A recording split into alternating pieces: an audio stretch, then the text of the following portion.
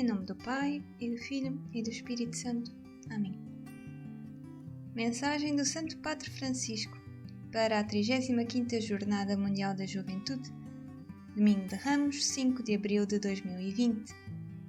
Jovem, eu te digo, levanta-te.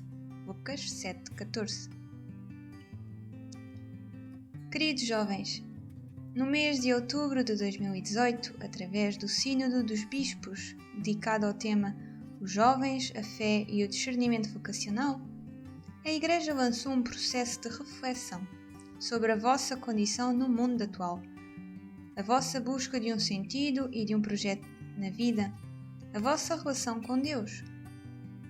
Depois, em janeiro de 2019, encontrei centenas de milhares de coetâneos vossos de todo o mundo, reunidos no Panamá para a Jornada Mundial da Juventude. Acontecimentos como estes, Sínodo e JMJ, manifestam uma dimensão essencial da Igreja: o caminhar juntos. Nesta caminhada, sempre que alcançamos um marco importante, somos desafiados por Deus e pela vossa e pela própria vida a pôr-nos novamente em marcha.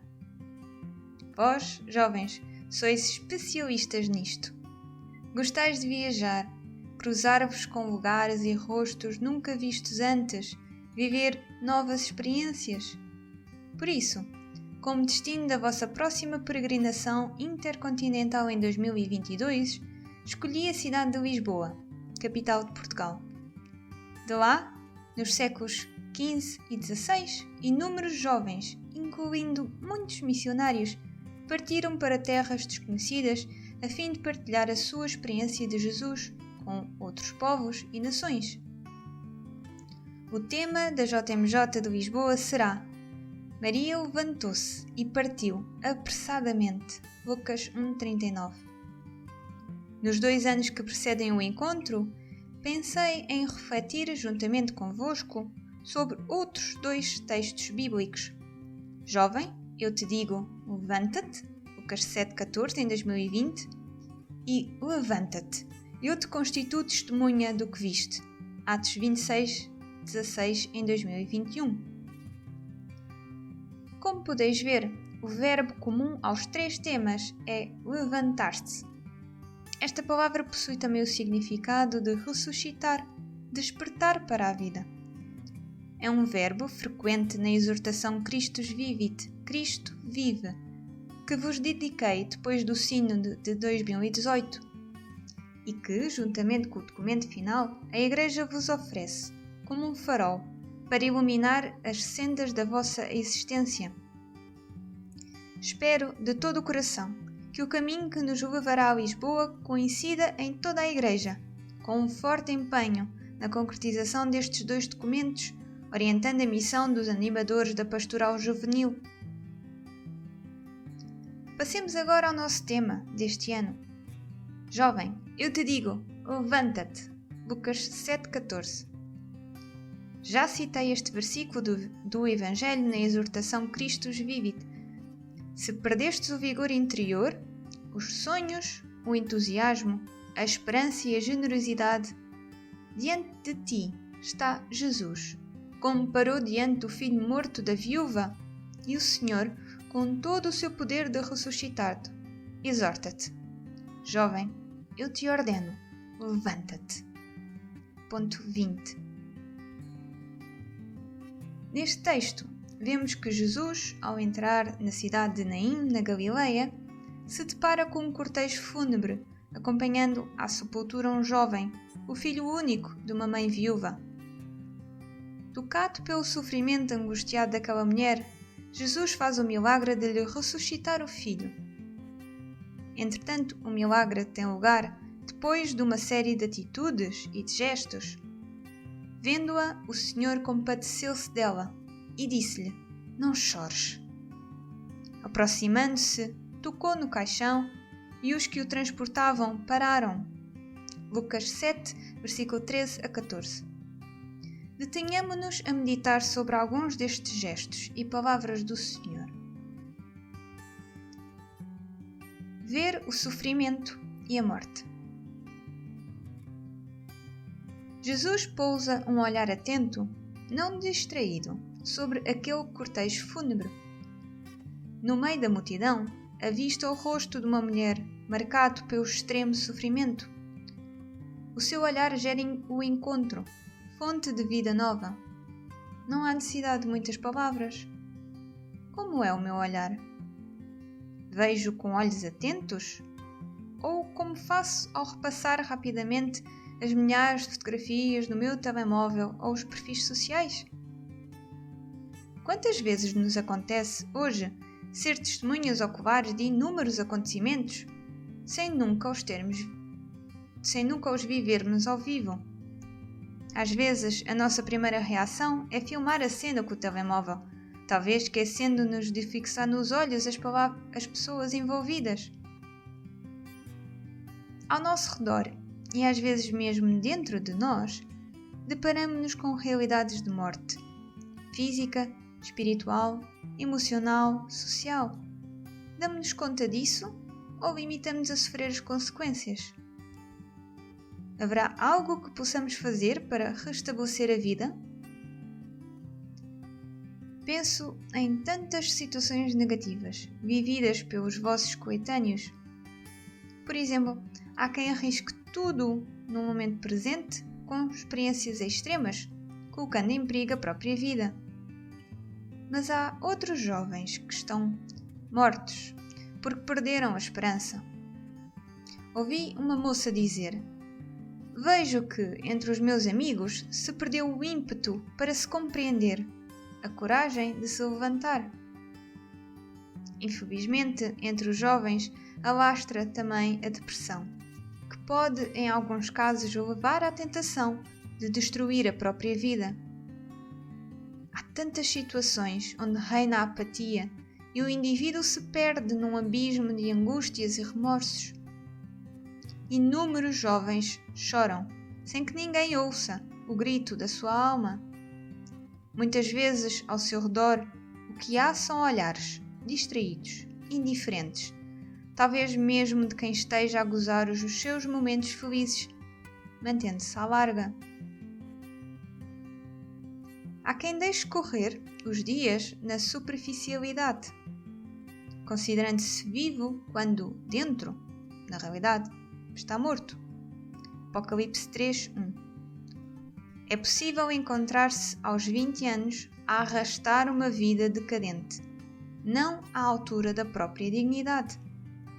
Tudo se reduz a um deixar correr, contentando-se com qualquer gratificação, um pouco de diversão, algumas migalhas de atenção e de carinho dos outros, etc. Há também um generalizado narcisismo digital que influencia tanto jovens como adultos. Muitos vivem assim. Alguns deles talvez tenham respirado ao seu redor o materialismo de quem pensa apenas em ganhar dinheiro e estabelecer-se na vida, como se fossem os únicos objetivos da mesma. A longo prazo, irá inevitavelmente aparecer um surdo mal-estar, uma apatia, um tédio de viver, cada vez mais angustiante. Os comportamentos negativos podem ser provocados também por fracassos pessoais, quando algo que tínhamos a peito e porque nos tínhamos esforçado deixa de progredir ou não produz os resultados esperados. Pode acontecer no campo escolar ou com pretensões desportivas e artísticas, etc. O fim de um sonho pode levar a sentir-se morto. Mas os fracassos fazem parte da vida de todo o ser humano, podendo, às vezes, revelar-se até uma graça. Com frequência, algo que pensávamos nos iria dar felicidade revela-se uma ilusão, um ídolo. Os ídolos pretendem tudo de nós, escravizando-nos, mas nada dão em troca. E no fim desabam, deixando apenas pó e fumo. Neste sentido, os fracassos, se fizerem cair os ídolos, são bons, ainda que nos façam sofrer. Poder-se-ia continuar com outras situações de morte física ou moral em que é possível encontrar-se um jovem tal como aos vícios, o crime, a miséria, uma doença grave, etc. Mas deixo para vós refletirdes pessoalmente e tomardes consciência do que causou morte em vós ou em alguém próximo de vós, no presente ou no passado. Ao mesmo tempo, lembrai-vos de que aquele jovem do Evangelho estava realmente morto e voltou à vida, porque foi visto por alguém que queria que ele vivesse. Isto pode acontecer ainda hoje e todos os dias. Ter compaixão. Muitas vezes a Sagrada Escritura refere o estado de ânimo de quem se deixa comover até às entranhas pela dor alheia. A comoção de Jesus torna-o participante da realidade do outro. Toma sobre si a miséria do outro. A dor daquela mãe torna-se a sua dor. A morte daquele filho torna-se a sua morte. Em muitas ocasiões, vós, jovens, demonstrais que vos sabeis compadecer. Basta ver como tantos de vós se doam generosamente quando as circunstâncias o exigem. Não há desastre, terremoto, inundação que não veja grupos de jovens voluntários mostrarem-se disponíveis para socorrer. Também a grande mobilização de jovens que querem defender a criação dá testemunho da vossa capacidade de ouvir o clamor da terra. Queridos jovens, não deixeis que vos roubem esta sensibilidade. Oxalá ouçais sempre o gemido de quem sofre. Oxalá vos deixeis comover por aqueles que choram e que morrem no mundo atual. Certas realidades da vida só se veem com os olhos limpos pelas lágrimas. Christus Vivit, ponto 76. Se souberdes chorar com quem chora, sereis verdadeiramente felizes. Há tantos coetâneos vossos que se veem privados de oportunidades, sofrem violências, perseguições, que as suas feridas se tornem as vossas, e sereis portadores de esperança neste mundo. Podereis dizer ao irmão, à irmã: levanta-te, não estás sozinho, não estás sozinha, fazendo-lhe experimentar que Deus Pai nos ama e Jesus é a sua mão estendida para nos erguer. Aproximar-se e tocar. Jesus para o cortejo fúnebre. Avizinha-se, faz-se próximo. A proximidade impele a ir mais além, cumprindo um gesto corajoso para que o outro viva. Gesto profético é o toque de Jesus, o vivente, que comunica a vida. Um toque que infunde o Espírito Santo no corpo morto do jovem e reacende as suas funções vitais. Aquele toque penetra numa realidade de desolação e de desespero. É o toque do divino, que passa também através do humor humano autêntico e abre espaços inimagináveis de liberdade, dignidade, esperança, vida nova e plena. A eficácia deste gesto de Jesus é incalculável. Lembra-nos que um sinal de proximidade, mesmo simples, mas concreto, pode suscitar forças de ressurreição. Sim, também vós, jovens, podeis aproximar-vos das realidades de sofrimento e morte que encontrais. Podeis tocá-las e gerar vida, como Jesus. Isso é possível graças ao Espírito Santo. Se primeiro fordes tocados vós pelo seu amor, se o vosso coração se deixar enternecer pela experiência da sua bondade para convosco.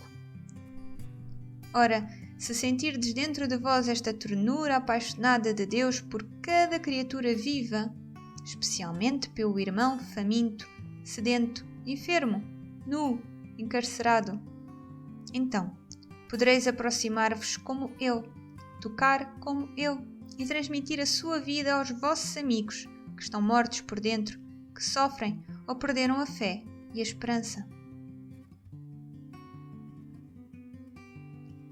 Jovem, eu te digo, levanta-te. O Evangelho não refere o nome daquele jovem ressuscitado por Jesus em Naim. Isto é um convite ao leitor para se identificar com ele. Jesus fala a ti, a mim, a cada um de nós e diz: levanta-te. Bem sabemos que também nós, cristãos, caímos e sempre nos devemos levantar. Só quem não caminha é que não cai, mas também não avança para diante. Por isso, é preciso acolher a intervenção de Cristo e fazer um ato de fé em Deus. O primeiro passo é aceitar levantar-se. A nova vida que Ele nos dera será boa e digna de ser vivida, porque será sustentada por alguém que nos acompanhará também no futuro, sem nunca nos deixar, ajudando-nos a gastar de forma digna e fecunda esta nossa existência. É verdadeiramente uma nova criação, um novo nascimento, e não mera persuasão psicológica. Provavelmente, nos momentos de dificuldade, muitos de vós ouviram repetir-lhes certas frases mágicas que estão de moda hoje e deveriam resolver tudo. Deves acreditar em ti próprio. Deves encontrar os recursos dentro de ti. Deves tomar consciência da tua energia positiva, etc. Mas todas elas não passam de meras palavras, e para quem estiver verdadeiramente morto dentro, não funcionam. A palavra de Cristo tem outra espessura. É infinitamente superior. É uma palavra divina e criadora, a única que pode restabelecer a vida onde esta se apagou. A vida nova de ressuscitados. Diz o Evangelho que o jovem começou a falar, Lucas 7,15.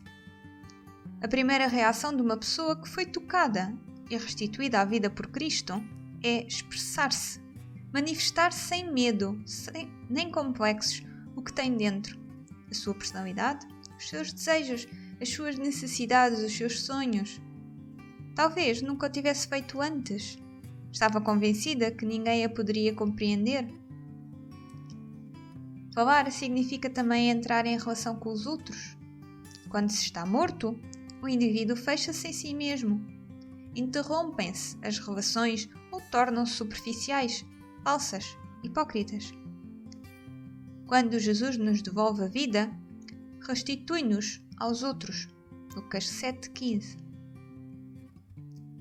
Hoje, muitas vezes, há conexão, mas não comunicação. Se o uso dos aparelhos eletrónicos não for equilibrado, pode levar-nos a ficar sempre colados a um visor. Com esta mensagem, queridos jovens, gostaria também de lançar, juntamente convosco, o desafio de uma viragem cultural, a partir deste Levanta-te de Jesus. Numa cultura que quer os jovens isolados e debruçados sobre mundos virtuais, façamos circular esta palavra de Jesus, levanta-te. É um convite a abrir-se para uma realidade que vai muito além do virtual. Isto não significa desprezar a tecnologia, mas usá-la como um meio e não como um fim. Levanta-te significa também sonha, arrisca, esforça-te por mudar o mundo, reacende os teus desejos, contempla o céu, as estrelas, o mundo ao teu redor. Levanta-te e torna-te aquilo que és. Graças a esta mensagem, muitos rostos apagados de jovens ao nosso redor animar-se-ão, tornando-se muito mais belos do que em qualquer realidade virtual. Porque se tu dás a vida, alguém a acolhe. Uma jovem disse: levantas-te do sofá quando vês uma coisa estupenda e decides fazê-la também tu. O que é belo apaixona. E se um jovem se apaixona por qualquer coisa, ou melhor, por alguém, por fim levanta-se e começa a fazer grandes coisas. E, de morto que estava, pode tornar-se testemunha de Cristo e dar a vida por ele. Queridos jovens, quais são as vossas paixões e os vossos sonhos? Fazei-os sobressair e, através deles, propondo ao mundo, à Igreja, aos outros jovens, algo de belo no campo espiritual, artístico e social. Deixai que vos repita na minha língua materna. Fazei-vos ouvir. Ouvi dizer a outro jovem, se Jesus tivesse sido alguém preocupado apenas com as suas coisas, o filho da viúva não teria ressuscitado. A ressurreição do jovem reuniu-o à sua mãe. Nesta mãe podemos ver Maria, nossa mãe, a quem confiamos todos os jovens do mundo. Nela, podemos reconhecer também a Igreja, que quer acolher com ternura os jovens, todos, sem excluir nenhum. Assim, rezemos a Maria pela Igreja, para que seja sempre mãe dos seus filhos que se encontram na morte, chorando e pedindo o seu renascimento. Por cada filho seu que morre, morre também a Igreja. E por cada filho que ressuscita, também ela ressuscita. Abençoo a vossa caminhada e, por favor, não vos esqueçais de rezar por mim. Roma, na Basílica de São João do Latrão, 11 de fevereiro, memória de Nossa Senhora de Lourdes de 2020, Papa Francisco.